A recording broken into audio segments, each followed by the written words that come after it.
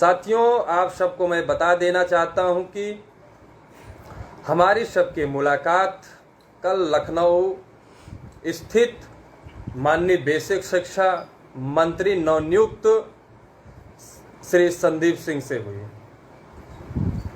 तो साथियों, कल बेसिक शिक्षा मंत्री जी से जो वार्ता हुआ है आप सबके सम्मुख हम रखना चाहते हैं, क्योंकि हमारे बहुत से साथी परेशान थे। कई दिनों से हम सब लगातार संघर्ष भी किए। तो साथियों, कल जब हमारी टीम हम सब ने बेसिक शिक्षा मंत्री जी से मुलाकात किया, पहले तो उनको हम सभी ने बेसिक शिक्षा मंत्री बनने पर बधाई दी। उसके बाद हम सब का जो उद्देश्य था, हम सबका जो लक्ष्य था, जिस लक्ष्य के साथ उनके पास हम सब गए थे, तो हम सब का जो ज्ञापन था, सर्वप्रथम उस ज्ञापन को उनके सम्मुख उनको दिया। ज्ञापन में ढेर सारी बातें थी। तो हमारा सबका पहला मुद्दा यही था कि बेसिक में सर भर्ती कब आएगी, क्योंकि हम सब 8 से 10 लाख प्रशिक्षित साथी नई प्राथमिक शिक्षक भर्ती की आस में बैठे हुए हैं। हम सब आज 3 वर्षों से बेसिक में नई शिक्षक भर्ती आई नहीं है। उन्होंने इसका जवाब दिया। उन्होंने कहा कि पिछली सरकार में ही 17,000 का विज्ञापन जारी होना था, लेकिन किन्हीं कारणवश जारी नहीं हो पाया। जो 17,000 विज्ञापन का डाटा है वह पूर्णतया तैयार है। जब उन्होंने 17,000 का जिक्र किया तो हमने उनसे यही निवेदन किया कि सर, हमारी जो फौज है, हमारा जो परिवार है, वह 8 से 10 लाख है। अगर आप 17,000 शिक्षक भर्ती जारी करेंगे तो कहीं न कहीं यह ऊंट के मुंह में जीरा के समान है। आप सर नवयुवक हैं, हमारी सब बातों को समझेंगे, क्योंकि आप हमारे एक बड़े भाई की तरह हैं। तो उन्होंने कहा कि हम सब आपकी व्यथा को समझ रहे हैं और हम माननीय मुख्यमंत्री जी से इस संबंध में बात रखेंगे कि भर्ती को ज़्यादा से ज़्यादा दिया जाए, जारी किया जाए, क्योंकि जो प्रशिक्षित बेरोजगार साथी हैं अत्यधिक चयनित हों। तो साथियों, हम सबको 17,000 नहीं चाहिए, 97 चाहिए, क्योंकि सरकार खुद कहती है कि हमारे पास 51,112 पद खाली हैं और 69,000 में 22,000 पद रिक्त हैं। उसी पद के सापेक्ष हमें भर्ती चाहिए।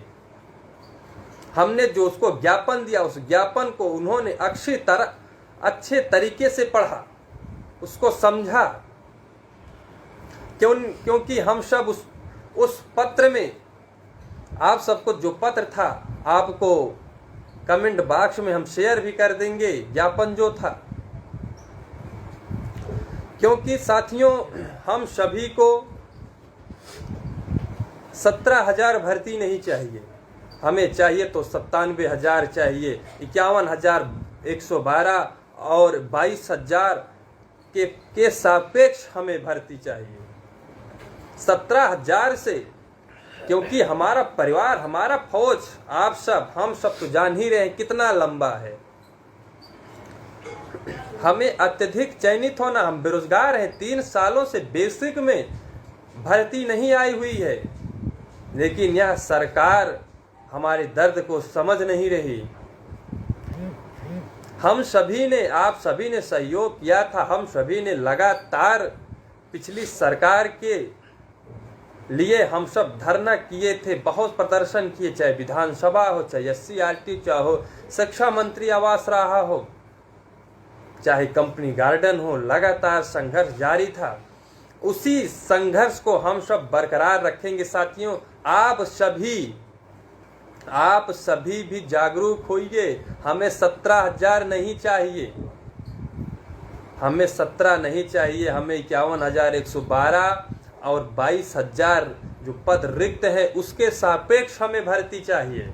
जो रिटायर होते हैं और जो हर वर्षों में आप सभी जान ही रहे, अभी 31 मार्च को कई हमारे गुरुजन, हमारे शिक्षक रिटायर हुए हैं, उसी के सापेक्ष हमें भर्ती चाहिए। बेसिक शिक्षा मंत्री जी एक नवयुवक हैं, हमारी सब बातों को समझेंगे। उन्होंने बहुत अच्छे से हम सब का बातों को सुना और उन्होंने आश्वासन भी दिया है कि अभी हम नए पद पर आसीन हुए हैं, जैसे ही हम थोड़ी सी इस विषय में जानकारी ले लें कि कितने पद रिक्त हैं, कितने पदों पर भर्ती करना है, हम अत्यधिक भर्ती करने की कोशिश करेंगे। तो साथियों, बेसिक शिक्षा मंत्री जो श्री संदीप सिंह जी नवनियुक्त हुए हैं, वो बहुत ही सरल स्वभाव के हैं। एक छोटे भाई की तरह हम सबको सम्मान आदर दिए, हमारी व्यथा को, हमारी बातों को समझे। तो साथियों, हम सभी को बैठना नहीं है, आप सबको जल्द से जल्द एक नई दिशा में आपको बताया जाएगा क्या करना है, क्या नहीं करना है। हमें इसलिए मजबूर होना पड़ रहा है कि हमारा परिवार लंबा है, हमारा 17,000 से कुछ नहीं होने वाला है। हमें तो 17,000 नहीं, हमें 97,000 के आसपास भर्ती चाहिए। 3 सालों में कोई भर्ती नहीं हुई है। हम सब बेरोजगार हैं, हमारे माता पिता भी आस लगाए हुए बैठे हैं कि हमारा लड़का बेसिक में ननिहालों को जीवन संवारने के लिए आगे बढ़ेगा। लेकिन इस सरकार की जो रवैया दिख रही है, वो कतई न कतई हम सभी बेरोजगारों के लिए, नवयुवकों के लिए की बातों को समझ नहीं रही है। तो साथियों, आप सभी तैयार हो जाइए, आप सभी साथ दीजिए। जिस तरीके साथ दिए थे उसी तरीके से आप लोग लगे रहिएगा। बेसिक में 17 नहीं 97 चाहिए, इसी लक्ष्य के साथ हम सब आगे बढ़ेंगे। अब आगे की बातें हमारे मित्र अनुराग मिश्रा जी कुछ आपको बताएंगे। नमस्कार साथियों, अनुराग मिश्रा पहचान रहे हैं कि नहीं? बहुत दिनों बाद आप लोगों से रूबरू होने का मौका मिल रहा है। चूँकि इंतज़ार की घड़ी की एक सीमा होती है, अब वो सीमा ख़त्म हो चुकी है। अब युद्ध के लिए कमर कसना पड़ेगा। देखिए, उत्तर प्रदेश गवर्नमेंट की रवैया रही है शुरू से कि बगैर संघर्ष के या बगैर कमर कसे हुए भर्ती नहीं देती है। और भर्ती के लिए हम सभी को प्रयासरत, हमसे पिछले 2 साल से, और हमारे अग्रज भाई 17 बैच और 15 बैच के भी भाई जो अवशेष रह गए थे, भर्ती से वंचित थे, सभी लोगों ने मिलकर के काफ़ी प्रयास किया। पिछली गवर्नमेंट में गवर्नमेंट ने वादा तो किया, शिक्षा मंत्री जी थे, उन्होंने बात सुनने को तैयार ही नहीं होते थे। 17,000 का उन्होंने झुंझुना पकड़ाया, कहा कि देंगे, उसके बावजूद भी उन्होंने भर्ती नहीं दिया। और 17 बैच को पूर्ण हुए लगभग नियर अबाउट 19-2-21 से 3 साल हो रहे हैं, 3 या 4 साल, और 3 साल 18 बैच को पूरे हो रहे हैं।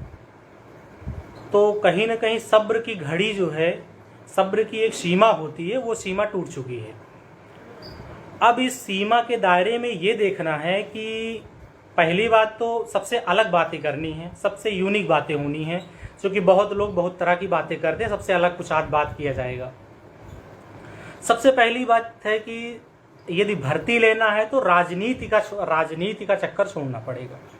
यदि आप भर्ती के लिए पॉलिटिक्स करेंगे तो फिर भर्ती गवर्नमेंट देगी नहीं। सबसे पहले सभी को संगठित होना पड़ेगा।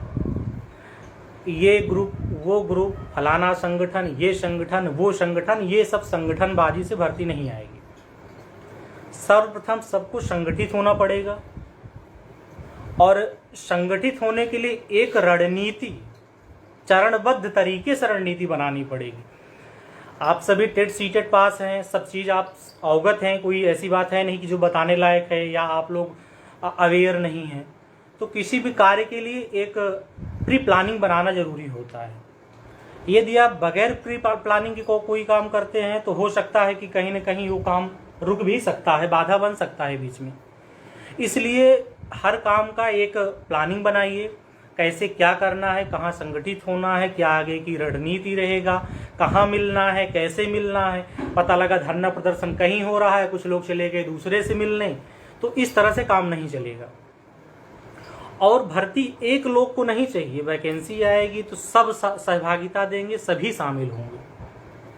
तो इसलिए सभी को आगे आना पड़ेगा और आगे आने के लिए एक रणनीति बनाई जाएगी और उसमें 2 या 3 मुख्य लोगों को चुना जाएगा जो खुद से लीड कर सकें एक निर्देश में। अब ये नहीं फलाना संगठन दूसरी तरफ जा रहा है, दिमाग का संगठन दूसरी तरफ जा रहा है, ये संगठन आज धरना कर रहा है, वो संगठन कल धरना कर रहा है। तो ऐसा नहीं कि हमारी जानकारी में सब चीजें नहीं है, उनके जानकारी में हर एक पल पल का है। चूंकि मीडिया गैलरी है, जो कि अन्य माध्यमों के सहारे जो है उन लोगों को सारी जानकारी अवगत होती रहती है। देखिए, गवर्नमेंट नहीं चाहेगी कि वह भर्ती दे, इसलिए नहीं चाहेगी कि उसके राजकोष से पैसा जाएगा। और हर गवर्नमेंट की एक मंशा होती है कि हमें ये कार्य ऐसे करना है, वो कार्य वैसे करना है। तो 17,000 से हम लोगों का कार्य पूर्ण नहीं होगा, क्योंकि लगभग टोटल देखा जाए तो 20-22 लाख लगभग बेरोजगारों की संख्या बन चुकी है, फौज तैयार हो गई है। और नए शिक्षा मंत्री जी अभी युवा हैं और पहले संगठित होने की बातें हो चुकी हैं और अब संगठन के विषय में बातचीत हो जाए। मित्रों, जैसा कि आप लोगों को जानकारी हो कि हम लोग मिलकर के संगठन को शून्य से शिखर की ओर ले गए। शून्य से शिखर का मतलब आप लोग भली भांति जानते ही होंगे। तो शून्य से शिखर की ओर ले जाने के लिए हम लोग बहुत सारे प्रयास किए। हम थे, हमारे कई मित्र थे, कई संगठन के मित्र थे, कई तरह का सहारा लिया गया, तो फिर हम लोग शिखर तक पहुंचे और संगठित हुए हैं। अब उस संगठन में भेदभाव, राजनीतिक रवैया, इन सभी की वजह से भर्ती लेट हो रहा है। और भर्ती लाने के लिए, वैकेंसी लाने के लिए, एक बड़ी भर्ती लाने के लिए प्रयास करना पड़ेगा। इसलिए प्रयास के लिए एक रणनीति बनाई जाएगी और सबको इकट्ठा किया जाएगा, तब जाकर के आगे की प्लानिंग बच्चों को इकट्ठा करने की होगा। पहले लीडरशिप को लीड करने के लिए एक प्री प्लानिंग बनाई जाएगी। और जैसा कि आप लोगों को ज्ञात ही है कि हम लोग माननीय शिक्षा मंत्री, जो नवनियुक्त शिक्षा मंत्री जी बने हुए हैं, हम लोगों ने उनसे गए, मुलाकात किए, उनके पास गए, तो उनसे हम लोग काफ़ी देर तक चर्चा परिचर्चा हुई। हमारे पांडे जी भी थे, हम थे, काफ़ी देर बातचीत हुई। तो उनसे हमने पहले तो लेटर जो ज्ञापन बनाया था, ज्ञापन दिया, उसको मैंने सर से बताया कि जो 3 अहम बिंदु हैं उसको आप पहले पढ़िए और एनालिसिस कीजिए। तो उन्होंने उस तीनों बिंदु को पहले देखा। हमने उन्हें बताया था जो है कि सर, जो 68,500 की भर्ती की बची हुई सीट है और जो गवर्नमेंट ने हलफनामा लगाया था वो सीटें, और तीसरे अहम बिंदु, जो तीसरी मुख्य बिंदु है, और उसमें जो है कि जो 15 से 20,000 शिक्षक प्रतिवर्ष रिटायर होते हैं उनका जिक्र किए हम लोग। तो उन्होंने कहा देखिए, अभी हम नवनियुक्त हैं, नए हैं, चीज़ों को हम समझेंगे, आपकी बातें सही हैं, यदि गवर्नमेंट ने हलफनामा लगाया है तो गवर्नमेंट को इस पर अमल रहना चाहिए। तो उन्होंने कहा कि हम कार्यभार ग्रहण कर लें। ग्रहण करते सबसे पहला बिंदु हमारा होगा जूनियर एडेड और दूसरा यूपी टेट और जूनियर एडेड को क्लियर करने के पश्चात तीसरा हमारा अहम पहलू प्राथमिक शिक्षक भर्ती होगी, जो आप लोग संघर्षरत थे पिछले वर्षों में और आगे भी रहेंगे, हमें पता है।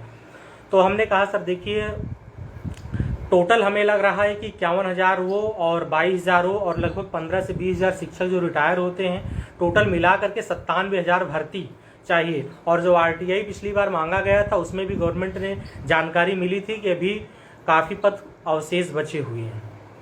तो हमने कहा सर आप थोड़ा क्लेरिफाई कर दीजिए, अन्यथा हम लोग जो है धरना प्रदर्शन के लिए बाध्य होंगे। तो उन्होंने कहा अभी आप लोग धरना प्रदर्शन मत करिए, क्योंकि गवर्नमेंट को बने अभी 1 महीने भी नहीं हुआ है, चीज़ें व्यवस्थित हो जाएं। चीज़ें व्यवस्थित होने के तत्पश्चात हम लोग इस पर मई या जून में भर्ती प्रक्रिया प्रारंभ करने की प्लानिंग बना रहे हैं। तो हमने कहा सर ठीक है, हम लोग अभी वेट कर लेते हैं, कुछ दिन तक वेट कर लेते हैं, आपकी क्रिया प्रतिक्रिया का इंतजार रहेगा हमें, और जैसे ही आप आगे कुछ कदम बढ़ाते हैं तो हम लोग उसी पर रहेंगे, अन्यथा हम लोग धरना प्रदर्शन एक विस्तृत और बड़े तरीके से करेंगे। तो उन्होंने कहा बिल्कुल ठीक आप कह रहे हैं, और आप लोग जाइए, परेशान न होइए, गवर्नमेंट इस पर विचार करेगी और जो भी उचित होगा उस पर निर्णय लेगी। और साथियों, अब पांडे जी कुछ बातें आगे की करेंगे, उसके बाद फिर हम लोग जुड़े हुए हैं, आज लंबी परिचर्चा चलेगी, एक एक बिंदु पर चर्चा चलेगी। तो साथियों, हम सभी ने जो बेसिक शिक्षा मंत्री जी से मिले, उन्होंने उनका पहला ही उत्तर था कि हम जैसे कार्यभार ग्रहण कर चुके हैं, जैसे मिश्रा जी ने बताया भी कि अभी सर्वप्रथम हम सब जूनियर एडेड और जो यूपी टेट का है उसको क्लियर करने के उपरांत, क्योंकि जब तक अभी जो यूपी टेट है और जो जूनियर एडेड है वो लंबित होने के कारण जब ये क्लियर हो जाएगा तो हम सब नई शिक्षक भर्ती के लिए आगे बढ़ेंगे। क्योंकि नई शिक्षक भर्ती में जो 17,000 कह रहे हैं वो भी मई जून में अगर 17,000 शिक्षक भर्ती देते हैं तो उस 17,000 बेमतलब है, कोई मतलब, क्योंकि हमारे पास 8 से 10 लाख प्रशिक्षित साथी हैं जो डीएलएड बीटीसी किए हुए हैं, क्योंकि हमारे पास लंबी फौज है। हम सब ने उनसे ये भी वार्ता किया, हमने जो ज्ञापन दिया उसमें ये भी बिंदु रखा था कि हमारी जो संख्या है 8 से 10 लाख हो गई है, हमें प्रथम वरीयता भी दीजिए। बिल्कुल प्रथम सबसे बड़ा मुद्दा है दोस्तों। हमने सर से कहा कि देखिए ठीक है आप करें या ना करें, लेकिन हमारी बातों को तो कम से कम सुनिए। देखिए हमारी एजुकेशन व्यवस्था, हम लोगों की क्वालिफिकेशन लगभग बराबर है, या तो आप हम दोनों को पैरेलल कर दीजिए, मतलब बराबर कर दीजिए, हमको भी अन्य भर्ती में टीजीटी में मौका दीजिए, उनको भी दीजिए, हमें कोई अवरोध उस पर नहीं है।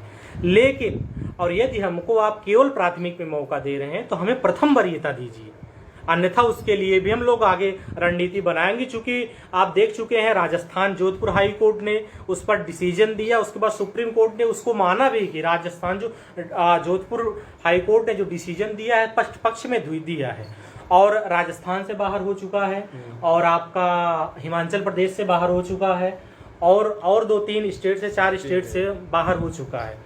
तो इस संबंध में हम लोग आगे भी कार्य करेंगे।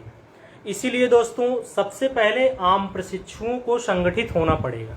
देखिए नेतागण इकट्ठा होंगे तो उससे काम नहीं चल पाएगा, क्योंकि गवर्नमेंट भी देखती है कि संख्या बल कितना है, मतलब कितने लोग हैं, कितनी इनकी स्ट्रेंथ है, उसके अनुसार वो कार्य करती है।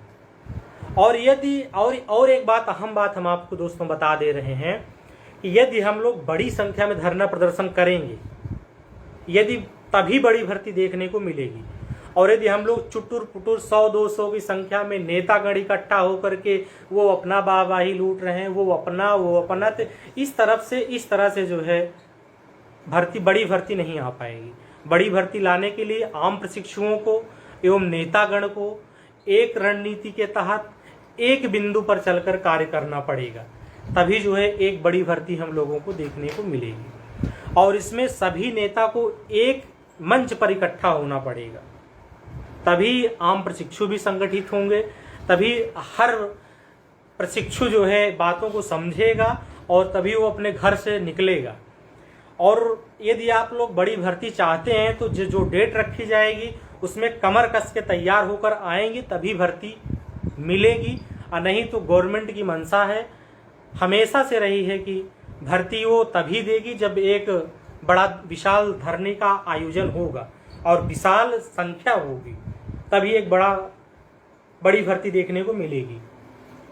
पांडे जी कुछ आगे बताइए। तो साथियों, जो हमारा सबका एक ये भी उद्देश्य है, ज्ञापन में हम सब ने प्रथम वरीयता को लिए भी बिंदु को रखा है, उनसे कहा भी वो अच्छे से हमारे पत्र को पढ़े भी हैं, समय दिए हैं। आप सब ये निसंदेह रहिए कि हम सब केवल मुलाकात करके ही आया, ऐसा कुछ नहीं है, क्योंकि यह पवन पांडे आप सबसे कभी भी यह झूठ नहीं बोलता है। आप सभी देखे होंगे, हमने जब भी आपको लाइव आकर जो भी बातें बताई होगी वो सच्चाई के साथ बताई होंगी। हम किसी प्रशिक्षु को गुमराह नहीं करना चाहते, क्योंकि आप सब हमारे भाई हैं, आप सब सहयोग करना चाहते हैं, तो हम आपका भी सहयोग करना, आपको जो वास्तविक बातें हैं आप सबको बताना। उन्होंने अच्छे से हमारे पत्र को पढ़ा। जो हमारा एक बिंदु था, हमने उनसे भी कहा, हमके सर जो हमारी जो फौज है, परिवार है, 8 से 10 लाख हो गई, हम सबको प्रथम वरीयता के लिए भी आप शासन में, सदन में बात रखिए, क्योंकि आप हमारे गार्जियन हैं, हमारे मंत्री हैं, हमारे विधायक हैं, हमारे आप सभी, आप ही हमारी बातों को समझेंगे, हम ही आपके पास आएंगे, क्योंकि आप हमारे विभाग के मुखिया हैं, हमारे बेसिक के मुखिया हैं, हमारे डीएलएड के, बीटीसी के युवा हैं, आप युवा हैं। अभी तो आप हम सबसे केवल 2-4 साल बड़े हैं, बड़े भाई की तरह हैं, बड़े भाई की तरह हैं। उन्होंने बड़े भाई की तरह हम सबसे बातें भी किया। पूर्व बेसिक शिक्षा मंत्री श्री सतीश द्विवेदी जी से कहीं न कहीं वो बेहतर अभी हैं, स्वभाव भी अच्छा है, क्योंकि वो जो विधायक मंत्री हो, जो अच्छे से बात करे, युवाओं की बातों को सुने, वही कार्य को सफल कर सकता है। क्योंकि आप सभी, हम सभी आस लगाए बैठे हैं, बहुत संघर्ष किए भर्ती के लिए, लेकिन कहीं न कहीं निराशा लग रही है। और 17,000 का जो झुंझुना है, हम सबको नहीं पकड़ना है। इसके लिए भैया संघर्ष करिए, क्योंकि आपको मैंने फिर बता दिया, सरकार अगर भर्ती देगी तो 17,000 के ही मूड में है। बिल्कुल 17,000 के मूड, क्योंकि वह पूर्व सरकार में 17,000 का जो डाटा था, जो खाका था, वो पहले से ही तैयार रखा हुआ है। 17,000 में होगा। लेकिन अब हमें 17 नहीं 97 चाहिए। इसके लिए क्या करना होगा, क्या रणनीति हो, किस रणनीति के तहत हम कार्य करें, हमें उस बात को समझना, उस उद्देश्य को लेकर चलना है जी। क्योंकि 17,000 आप जान, मैंने आपको बता दिया कि ऊंट के मुंह में जीरा के समान है। आपको मैं सच्चाई बताता हूं कि बेसिक शिक्षा मंत्री का यही था, उनका यही प्रथम शब्द था कि 17,000 की बातें पिछली सरकार में चल रही थी, उसी बात को अभी भी सरकार में चलेगी। 17,000 का डाटा तैयार है। मैं आपको फिर बता देना चाहता हूँ, पिछली सरकार में किन्हीं कारणवश से नहीं आई थी, लेकिन 17,000 का डाटा तैयार। यही अंदर की न्यूज है, यही बेसिक शिक्षा मंत्री की भी न्यूज है, क्योंकि उन्होंने कहा कि अभी हमें 17,000 की बातें ही जानकारी हैं, अदर बातें अभी हमें जानना पड़े, क्योंकि कितने पद रिक्त हैं, कितने पदों पर भर्ती करना है, इसको भी हम समझेंगे। साथियों, ये लाइव वीडियो जो आम प्रशिक्षु तक जरूर पहुंचाइए, और आम प्रशिक्षु इस चीज को सुने और जाने कि बगैर संघर्ष के 17,000 भर्ती आएगी तो इतने लोगों का की होने की पॉसिबिलिटी नहीं हो पाएगी, और 17,000 भर्ती नील के बराबर है। और 17 को 97 करने में मेन भूमिका आम प्रशिक्षु की होगी। यदि आम प्रशिक्षु जंग में कमर कस के उतरेगा तभी 17 की 97 हो पाएगी, अन्यथा नहीं हो पाएगी। इसलिए सभी को कमर कस के एक रणनीति के तहत जो है धरना प्रदर्शन में विशाल तरीके से सहभागिता होनी चाहिए, आम प्रशिक्षु की, ना कि नेतागण की। नेतागण की तो प्राथमिकता रहेगी ही, लेकिन नेता अकेला कार्य थोड़ी कर पाएगा, ना तो भर्ती ला पाएगा। नेता के साथ साथ में आम प्रशिक्षु की भूमिका अहम होती है। हम तो देखे हैं, आम प्रशिक्षु घर में बैठ कर पढ़ रहा है और नेता लोग, हम लोग धरना दे रहे हैं। अरे तो हमारे धरना देने 17,000 भर्ती आएगी, 17,000 भर्ती में नहीं हो पाएगा आम प्रशिक्षुओं का या अन्य लोगों का। अगर बड़ी भर्ती, देखिए आपके पास, देखिए गवर्नमेंट के पास पद खाली है, पद ना खाली हो, आप नहीं भर्ती दे रहे तब तो चलता है कि भाई गवर्नमेंट के पास पद ही नहीं है, कहां से देंगे।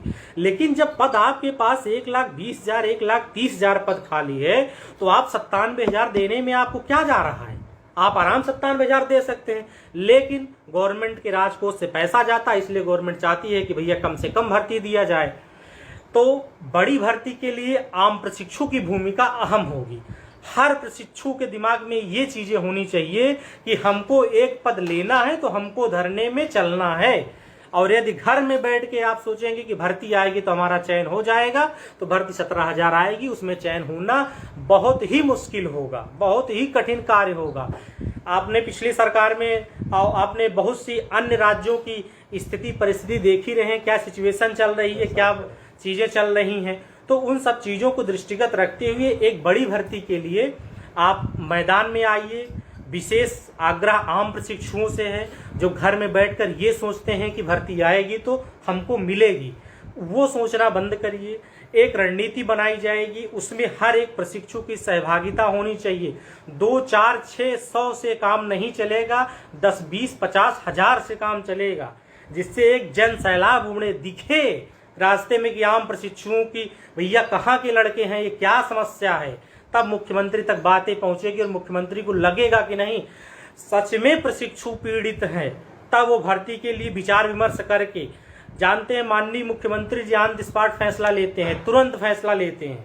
अगर उनको लगेगा कि 97,000 देना है तो फिर 97,000 तुरंत on the spot matter clear होगा। लेकिन उसके लिए सबसे अहम भूमिका हर प्रशिक्षु का होना चाहिए। हर प्रशिक्षु तैयार हो जंग के लिए, तब जाकर में बैठ करके हम भर्ती पा जाएंगे। तो गवर्नमेंट 17,000 देगी, 17,000 में होने का चांस नील के बराबर। इसलिए बड़ी भर्ती के लिए जब आह्वान किया जाएगा तो हर प्रशिक्षु जंग के लिए कमर कसेगा, तब जाकर के 17 का 97,000 होगा। आगे की बातें पांडे जी बताएंगे। और फिर से कह रहा हूं, आम प्रशिक्षु की भूमिका अहम होगी। आम प्रशिक्षु कमर कसे तैयार हो। अगर प्राथमिक में 97,000 भर्ती चाहता है तो अन्यथा घर में सोता रहे, पढ़ाई करता रहे, एक सीट कोचिंग में फिक्स करता रहे, उससे सफलता मिलने वाली नहीं है। सफलता मिलने के लिए हर प्रशिक्षु को जंग में कूदना पड़ेगा और एक बड़े स्तर पर संघर्ष करना पड़ेगा, तभी भर्ती आएगी और समय तभी आएगी। ठीक है दोस्तों, अब आगे की बात हमारे पांडे जी बता रहे हैं। साथियों, अब आपसे जो परिचर्चा थी हो चुकी है, आप सबसे मैं बता देना चाहते हैं फिर एक बार, आप सभी ध्यान दीजिएगा, समझिएगा। क्योंकि अगर 17,000 जो हमने आपको बताया कि शासन में 17,000 की जो बातें चल रही हैं, 17,000 अगर सरकार ने भर्ती दे दी, भर्ती अगर आ गए तो उसके बाद हम कुछ नहीं कर पाएंगे, कोई कुछ नहीं। क्योंकि 17,000 में 8 से 10 लाख बहुत बड़ी चीज। और सबसे बड़ा फैक्टर इसमें इस बात का है कि 17,000 में बीएड भी है और उसके बाद सबसे बड़ा मुद्दा है कि शिक्षा मित्र है, क्योंकि शिक्षा मित्र को भी इसमें भी भर्ती में अधिभार मिलेगा, अधिभार भारांक मिलेगा। क्योंकि अगर 17,000 में अगर वो 7,000 या 10,000 भी चयनित हो गए तो हमारे पास को 8 से 7-8,000 ये इतनी भर्ती, क्योंकि 7-8 हजार में हमारे बहुत से साथी अचयनित रह जाएंगे। हमारे तो 15 बैच के ग्रज है जो अवशेष रह गए, 17 बैच के हैं, 18 बैच, और सबसे बड़ी चीज तो 19 बैच भी आ गया यार। 19 बैच आ गए, 19 बैच की भी फौज लंबी है। बिल्कुल। कहीं न कहीं आप सब भी, हमारे जितने भी साथी हैं, अब तैयार हो जाइए, बिल्कुल, क्योंकि फौज बहुत लंबी अब तैयार हो गई है। ये सोचने से काम नहीं चलेगा कि भैया लोग गए धरना देने, हमारा भी कल्याण होगा। कल्याण वही होगा 17,000 का झुंझुना मिलेगा और 17,000 में कुछ होना नहीं है। 17,000 में आपके बीएड हैं, बीटीसी है, बीएलएड है, डीएलएड है, दुनिया भर के कोर्स हैं। सबसे अहम भूमिका शिक्षा मित्र की है, उनको अधिभार मिलेगा। 10,000 सीट ले गए, बची 7,000 सीट। 7,000 में 22 लाख 8-10 लाख बीटीसी और अन्य सबको मिला करके कहाँ संघर्ष, कहाँ से वो चयन होगा। इसलिए एक बार मौका देखिए, धरना प्रदर्शन रोज रोज नहीं होता है। धरना प्रदर्शन कुछ दिन के लिए, सीमित दिन के लिए होता है, 2, 4, 6 दिन, 10 दिन। उसमें आम प्रशिक्षु कमर कसे और तैयार होके आए कि हमें बगैर भर्ती के आश्वासन और विज्ञापन जारी कराए नहीं जाना है। नहीं जाना है तो फिर काम बनेगा। अन्यथा ये कि एक दिन गए, धरना प्रदर्शन हुआ, उसके बाद 2 सेकंड टाइम अपना निकल लिए अपने घर, तो इस तरह से भी काम नहीं चलेगा। और ये दिमाग में आ रहा हो कि अध्यक्ष हैं, ये हैं, वो हैं, भर्ती ला देंगे, तो किसी की भर्ती लाने नहीं, आप सब साथी सहयोग करिए और 17 को 97 में कन्वर्ट करने के लिए आप सब एक रणनीति के तहत आप सबको बताया जाएगा। क्योंकि अब जल्द से इस पे हमें आपको कार्य करना है। हमारी आपकी वार्ता लगभग आधे घंटे के आसपास हो गई। और हमारे दोस्तों, सबकी जो बातें थी आप सभी के सम्मुख हमने रख दिया है। आप सभी भी जो बातें हमने आपको बताई है, अनुराग जी ने बताया है, सत्यता है। वो आप भी जान रहे हैं, हम भी जान रहे हैं, हर एक प्रशिक्षु जान, लेकिन अवेयर नहीं हो रहे हैं, जागरूक नहीं हो रहे हैं। दोस्तों, चीजों को लौंग लपेट के नहीं कही जा रही हैं, और यदि बच्चों की सहभागिता, मतलब प्रशिक्षुओं, दोस्तों, अग्रजों, भाइयों, बहनों की भी सहभागिता अवश्य रूप से होनी चाहिए, तभी जाकर के एक बड़ी भर्ती होगी। और सहभागिता, सक्रिय सहभागिता होनी चाहिए। सक्रिय सहभागिता का अर्थ ये है कि पूर्ण रूप से आप दीजिए अपने आप को। जब आप पूर्ण रूप से अपने आप को देंगे तो निश्चित रूप से हम लोग को सफलता मिलेगी। ये नहीं है कि 97,000 नहीं आएगी, 97,000 आएगी, निश्चित तौर पे आएगी। बस आपका साथ बना रहेगा तब आएगी। और 97,000 आएगी तो सभी का चयन मैक्सिमम जो अपने पढ़ाई पे योगदान देंगे सबका होगा, निश्चित तौर तरीके से होगा। सभी मित्रों का सक्रिय सहभागिता रहे। आम प्रशिक्षु से लेकर के 0 से लेकर के 0 से शिखर तक सभी का सहभागिता हो। सभी लोग डटे, उनको ये लगे कि हमको भर्ती चाहिए, ये नहीं लगे कि हमारे नेताजी मुखिया जी गए, हम क्या करेंगे जा करके। तो इस तरह से कार्य नेताजी के साथ में आप भी कमर कसिए, तब जा करके भर्ती आएगी और निश्चित रूप से हम लोग सफल हो पाएंगे। साथियों, बस एक बार आपको मैं लास्ट में बता देना चाहता हूं कि बेसिक शिक्षा मंत्री जी से हमारी क्या बातें हुई, क्योंकि हमारे कुछ साथी लास्ट में जुड़े हुए हैं। बस एक बार आपको जल्दी से मैं सार बता देना चाहता हूं संक्षिप्त रूप से, क्योंकि आप सबको हमने कल दिनांक 1 तारीख को बेसिक शिक्षा मंत्री लखनऊ उनके आवास पर हम सभी ने मुलाकात किया। हमारा सबका जो ज्ञापन था, हमने सर को ज्ञापन दिया, माननीय बेसिक शिक्षा मंत्री श्री संदीप सिंह जी को। उन्होंने ज्ञापन को अच्छी तरीके से पढ़ा, जो बिंदु था उस पर भी ध्यान केंद्रित किए। हमारा सबका पहला यही था कि सर बेसिक में भर्ती कब आएगी, क्योंकि हम सब 8 से 10 लाख बेरोजगार प्रशिक्षित साथी बैठे हुए हैं। उन्होंने कहा कि अभी जो हमें जानकारी है वो 17,000 की बातें सरकार में चल रही है। वो भी अगर आएगी तो मई जून के आसपास आएगी। जब तक जूनियर एडेट और टेट का रिजल्ट आ नहीं जाएगा तो उसके पहले कोई भर्ती आएगी नहीं। तो हमने जब उन्होंने 17,000 का जिक्र किया, उनसे हम यही निवेदन किए कि सर अगर 17,000 आएगी तो हमारे जो 8 से 10 लाख प्रशिक्षित बेरोजगार है तो उसमें कहाँ चयनित होगा, वही ऊंट के मुंह में जीरा के समान होगा। तो उन्होंने कहा कि अगर आप सबकी जो संख्या है, कितने पद रिक्त हैं, उस पद को हम देखेंगे, समझेंगे, उसके सापेक्ष हम भर्ती निकालेंगे। हमने उनसे एक बिंदु कहा, बस हमने कहा कि 51,112 का जो सुप्रीम कोर्ट 69,000 केस में हलफनामा लगाया था, 22,000 68,500 हम खाली थे, हर साल जो रिटायर, उसी के सापेक्ष हमें भर्ती चाहिए, हमें नहीं। उसी के सापेक्ष आप भर्ती दीजिए, जोड़ लीजिए, जितना पद होगा उसी के सापेक्ष दे दीजिए। और हमारी सबकी यही मांग है। हमने उनसे प्रथम वरीयता के लिए भी कहा, टेट रिजल्ट के लिए भी कहा। हमने उनसे कहा सर टेट का रिजल्ट आएगा, उन्होंने कहा समय जल्द से जल्द आ जाएगा। जूनियर एडेड का भी जल्द से जल्द उसका भी परिणाम घोषित होगा, जल्द चयनित होगा।